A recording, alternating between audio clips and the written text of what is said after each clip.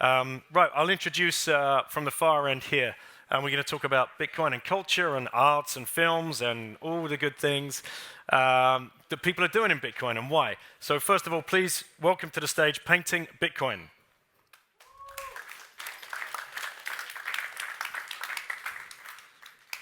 You're on the far end, sir. And then we're going to have Alejandro del Conde come up and showcase his latest suit, ladies and gentlemen.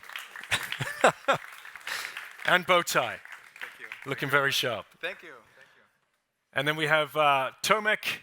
Yeah, I'll stick with Tomek if that's all good. You can introduce yourself in a second. And Pierre Corbin, you may have seen some of his films. We're going to get into that in a second. Also playing a lot with AI, which we might talk about as well. So guys, I want you to do a quick, brief introduction. We'll start with this order and come back. So if Painting Bitcoin can go first, just tell us a little bit about yourself, what you're doing, and yeah, we're good. Excellent. Is this on? Yes. Okay. So my name is Painting Bitcoin. I make Bitcoin paintings, and it looks exactly like this one here, and it's upstairs in the art gallery, and you can check it out. It's 5 paintings. This is the big painting, and I'm a professional painter. And I make paintings with oil paint on like a museum level quality. If you're into real professional art, you can check this out. You might resonance with that. And Bitcoin is just the most fascinating artistic topic because it's invisible and we have to make it visible. This is the short version. Thank you. Well, as you know, my name is Alejandro del Conde. I was born in Brazil, raised up in Mexico City, now living since 25 years here in Switzerland. I am an artist and designer. I also do art, and you can also visit the art gallery on the 2nd floor of the Villa Ciani and see our works. And I began also to make wearable art, not only art to have at home, where you can display your art and be proud of it, but I also did wearable art that people can wear and make a statement without saying a word like this jacket. Thank you. Yes, so Tomek, it's easier. Yeah, yes, Tomek. I'm professional, libertarian activist. So over the years, I did various happenings and campaigns in Poland to promote free market and radical capitalism, and I try to follow the strategy of Ayn Rand, and I noticed that probably the most influential way to promote ideas is through culture. Last year, as next happening, we did a film festival with Pierre over here, Bitcoin Film Festival in Warsaw, and apparently it put us in the center of Bitcoin film industry, which apparently exists, and there is plenty of movies, so we try to foster the growth of Bitcoin cinema, promoting Bitcoin filmmakers, doing networking for them, and also organizing a big film festival next year in Warsaw next to the European Halving Party in April, so you're all very invited to come. You can also meet us in the cinema room, in the art house. We are presenting nice video creations, short ones, but on Sunday we have full cinema day, so if you're staying, please stay. We have 2 prime releases, premieres of Bitcoin films, and few presentations, speeches, and panels. So if you love Bitcoin and if you love cinema, stay on Sunday and visit Bitcoin Film Fest. Hey. And I'm Pierre Corbin. So I'm French and Spanish, but I lived most of my life in Poland, which is where I met Tomek, of course. I used to be a consultant in tech, and I quit my job because I was kind of sick of it, and I decided to make a Bitcoin film, which is one of the most watched Bitcoin films, documentaries, which is cool. The Great Reset and the Rise of Bitcoin. I recommend anyone to watch it. And I met Tomek like last year. Now it might be a year ago exactly. We wanted to organize a screening of my film, and then we thought, let's just go all in and make a film fest while he was organizing a libertarian conference in Warsaw. So he did both things at the same time, which is crazy. And other than that, I'm a programmer as well. So I'm right now trying to experiment, as Daniel said, just the intersection of AI, lightning, and data science, and how just building tools around that to bring this to the whole data science community.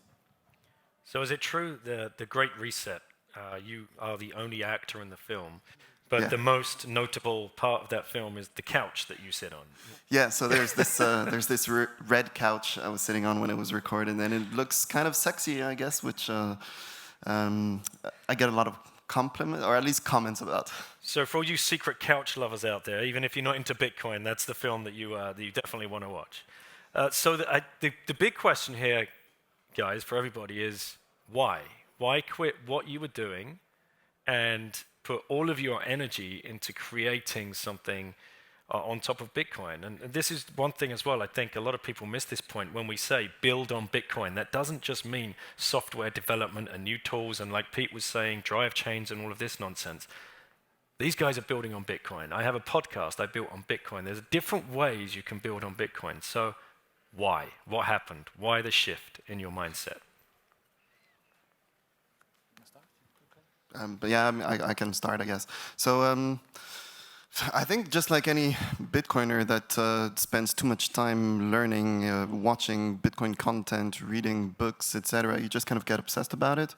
And at the time, when I was going deep down the rabbit hole, I was a consultant in tech, and I just started a new project for Microsoft, actually, which was like, for someone that is into data and like automations. It was like the dream project. But I don't know, 2 weeks in, I was just tired of it. I was so much obsessing with the idea of Bitcoin and wanting to try and do something there because I just saw it so much more important for the development of my career.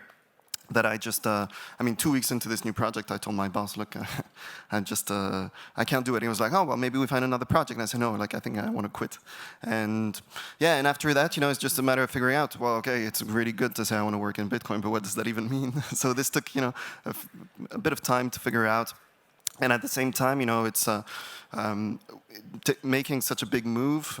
Everyone around you kind of questions it, so you have to explain all of that. And plus, it was, still in the, let's say, the end of the last bull market. So there's just so much conversation around it that at some point I was just thinking, well, okay, if I'm anyway telling, this story to people, why not just make a film? Like, that's anyway something I always wanted to do. So, quitting my job, deciding to do stuff in Bitcoin was just a way for me to get into actually professional filmmaking, which is really what I wanted to do for many years. And painting Bitcoin, you oil painting, so you were painting beautiful works of art before, but now it's all just Bitcoin? Yeah, well, it's in the last 2 years it was almost only Bitcoin, because once you go into Bitcoin, you cannot get out. There's no escape out of the rabbit hole, in a way, right? You guys know this. And once you go in, you realize that we are so crazy early. I mean, you realize that after a couple of weeks or months, or once you go to conferences and then you see the potential that is there. It's just, Bitcoin is just healing our relationship to money. And this is really necessary, because it was like a bad cord that we had to money, because the money was broken. And also, I think the art world was also broken, so we also have to heal the art world. And I'm into energy healing and stuff. So, and I paint energy, like what you see there in the paintings. You have to see the originals to find out about that. If you're open, you can heal the energy of money, and Bitcoin is doing just that. So artwork was broken. If only Saifedean were here, he would talk about fiat art. Exactly. We could have a nice debate. Yeah, he's kind of right, but he's also wrong a lot when it comes to art. Okay, if you want to explain, why did you make the change to make Bitcoin wearable fashion?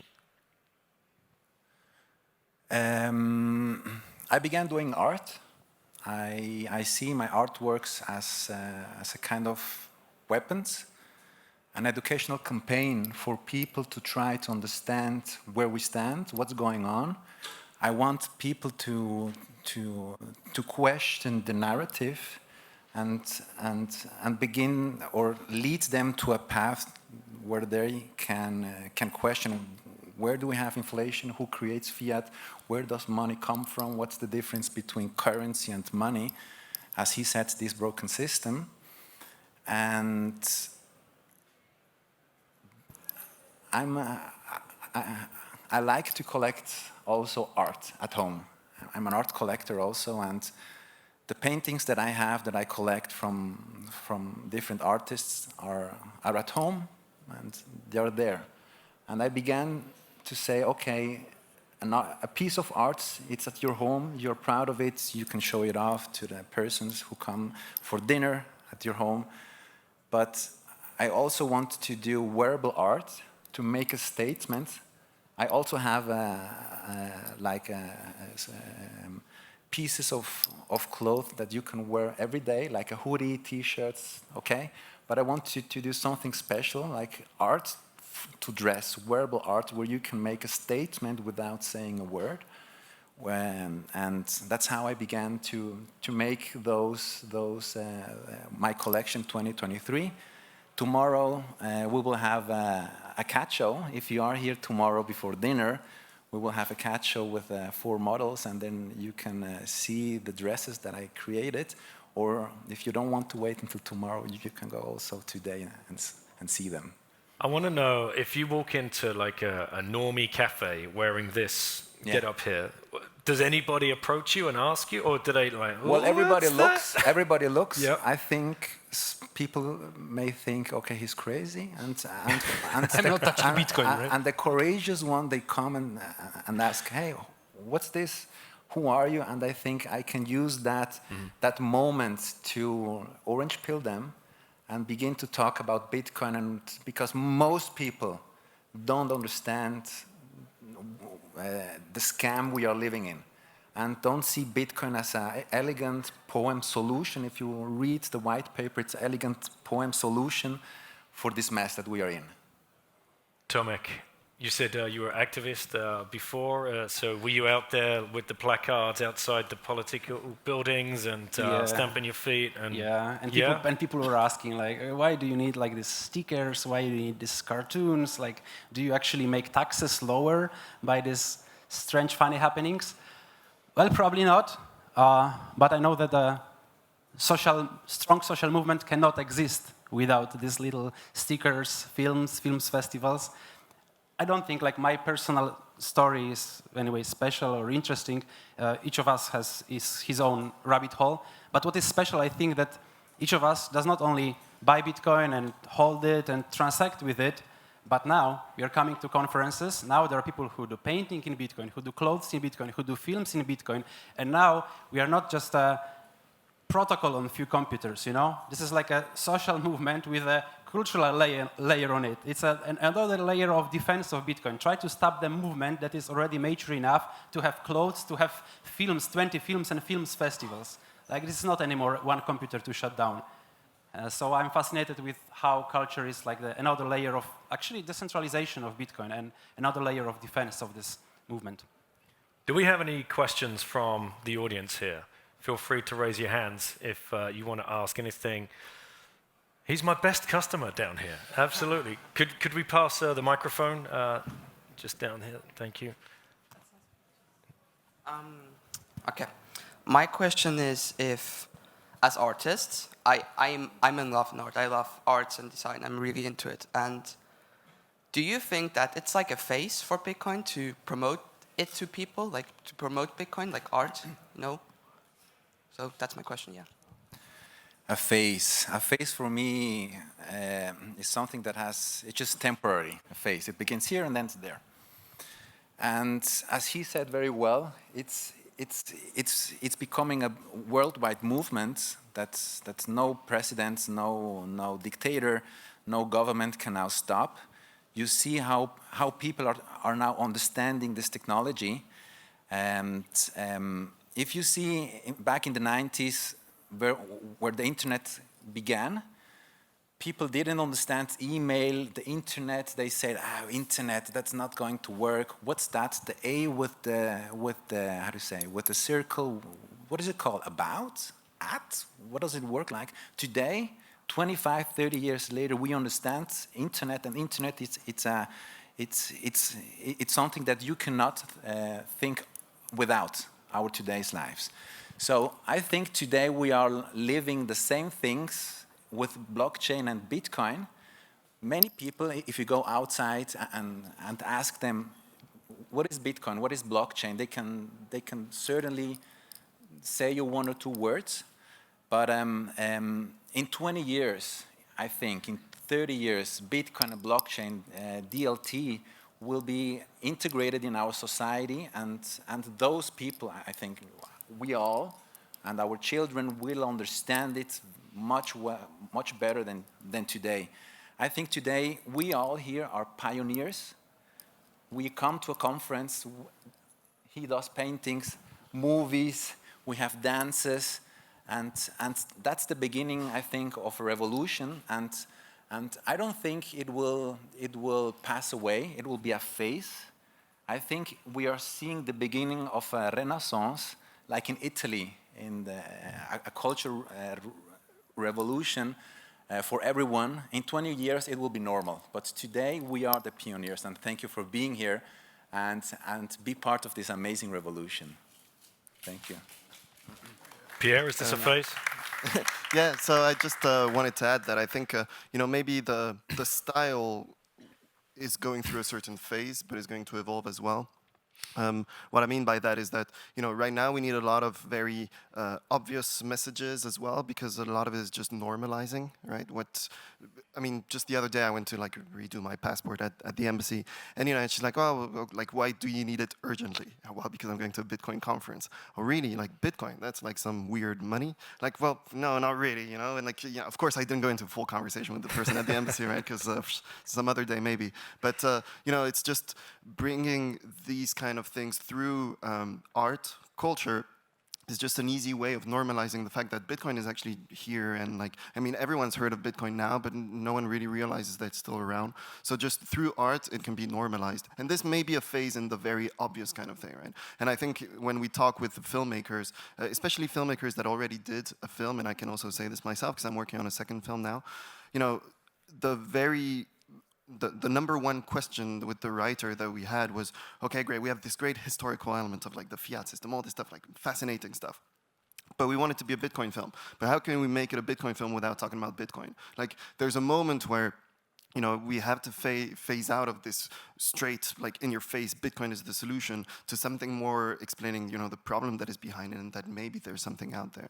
And, even in thinking more long-term, there's just how Bitcoin is going to change also financing of films, both because of, people that raise money in Bitcoin and the volatility that comes with it, but especially the upside. And, I think there's just so many different ways and different phases, in fact, that I think Bitcoin culture is going to have because of these different elements.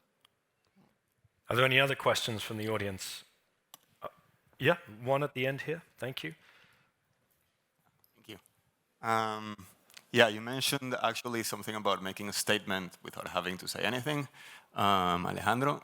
And we're also talking a lot about how early we are and long term.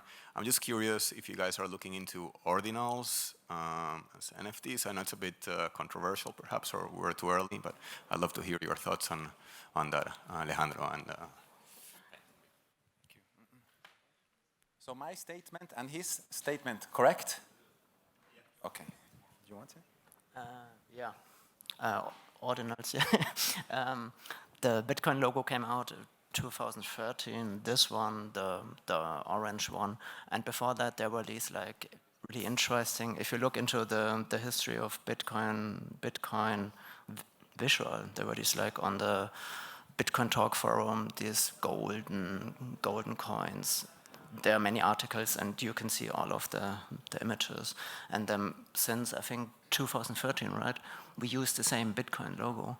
And I think it's probably going to stay like that. So this is the definitive image that we think about when we have Bitcoin. And everything, NFTs and so on, are also just variations. And I think they're going to burn down immediately after the next cycle or whatever, and then comes a new hype. So this is more into hypes and into trends. What I'm interested in is that all media, they always use these Bitcoin gold coins that refer to the very first images of on the Bitcoin Talk forum. So these fake imaginary gold coins, but Bitcoin is not a fake gold coin. It's the opposite, right? So this is why we do Bitcoin art, is to find a complete new way to visualize this. And I think this is a deep topic because Bitcoin will be the only money out there. So we have to find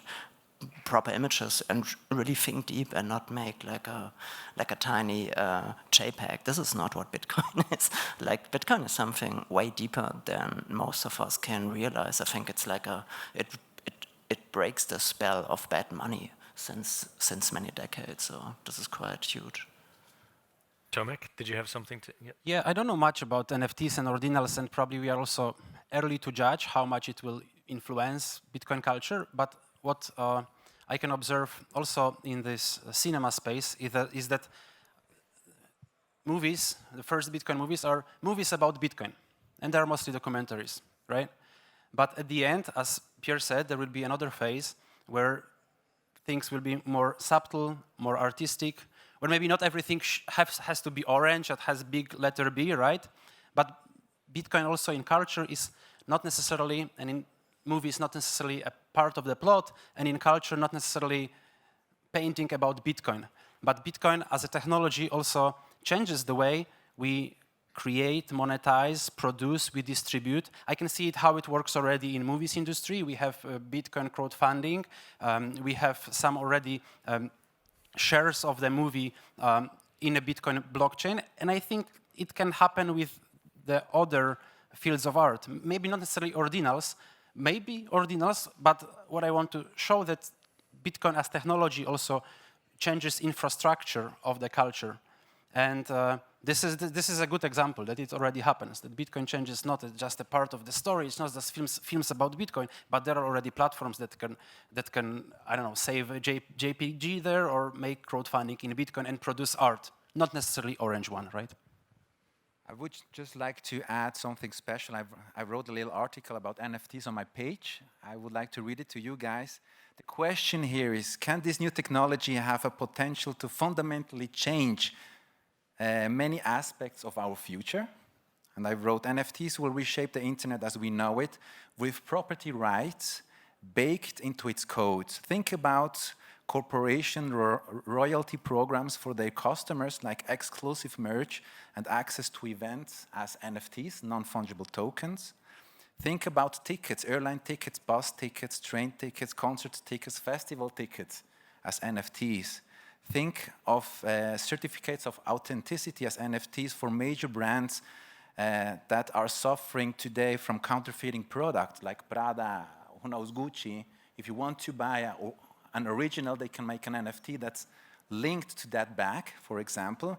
Think about tokenization of real estate on the blockchain through non-fungible tokens. Think of diplomas, degrees, and other important documents of schools, universities, government entities as NFTs. Think of about how musicians can profit directly from their music and creations through blockchains. We have to think of outside the box, because today ordinals, NFTs are just JPEGs on the blockchain, and I think we are like baby steps, like at the beginning from such a technological revolution. And if we think of outside the box, we will see that NFTs or ordinals can be much more than just a JPEG or MP4 file on the blockchain. We have 1 minute left, guys, so I want to ask a final question. Where do you want to see more innovation with Bitcoin and culture, whether that's art or film? What do you think we're missing at the moment? Yeah, so I think that especially in cinema, we need more fiction, less just documentary. That comes from a guy that's literally doing 2 Bitcoin documentaries. But I think that's what we need. Like more things that are going to transport more people than just through stories. Actually, like that's what we need: more stories, higher quality content that tells these kind of stories, as opposed to just facts, information. Yeah, I think that's what we need. Tomek, 10 seconds. Well, culture is such a thing that no one person can say what we need. It will happen, and that's what culture is. But yeah, I think it will come. Like it will mature. Right, we have now documentaries about Bitcoin. I'm speaking about cinema again. But then we'll imagine when the Bitcoin hits another price levels. I know so many filmmakers that just wait for that, and not only filmmakers, but just creativity will eventually unleash. So there will be another level of maturity where things will be more subtle, where will be not straight in your head. And I cannot say what we need, but there is lots of evolution. Imagine just 15 years Bitcoin exists. So, and only at the beginning we had, like 2 years later, we had logo, we had some graphic, then some music. Now we have films and films festival and even fashion shows. Who knows what next years will bring, but definitely it's early. It's earlier than Bitcoin itself. We are time up, yeah. But if you've got a quick, like, what do you want to see? You want to see something, please? Sure. As I said, Bitcoin heals our relationship to money, and I would love Bitcoiners also to step out of the rabbit hole, which is possible. It just happened to me. And there's also other concepts like energy healing. You can heal your emotions. So Bitcoiners, I think, are sometimes too stuck. So we also have to go out and see other mind-blowing innovations like Bitcoin in other fields. This is my... Thank you, guys. So go see their artwork. Thank you, everybody.